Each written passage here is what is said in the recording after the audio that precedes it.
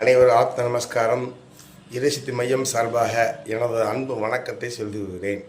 எத்தனை கோயிலுக்கு போனாலும் சரி, சதகிரி போனாலும் சரி, வெள்ளிகிரி போனாலும் சரி, பர்வதமலை சென்றாலும் சரி, ராமேஸ்வரம் போனாலும் சரி, 108 திவ்ய பிரதேசம் பெருமாள் அவதாரம் செஞ்சாலும் சரி, திருவண்ணாமலை போனாலும் சரி, எங்கே போனாலும் சரி, ஆறுபடை வீடு எங்கே போனாலும் சரி, மூப்பு பிணி மரணம் உண்டு. தெய்வ வழிபாடில் நல்லா கவனிச்சுங்க, மூப்பு பிணி மரணம் உறுதியாக உண்டு. எது கோயில் போயிட்டு தெய்வ வழிபாடு உலக வாழ்க்கைக்கு தேவையான கொடுக்கக்கூடியது, அவ்வளோதான். அதோட வேலை முடிஞ்சுது. அப்போ மூப்பு பிணி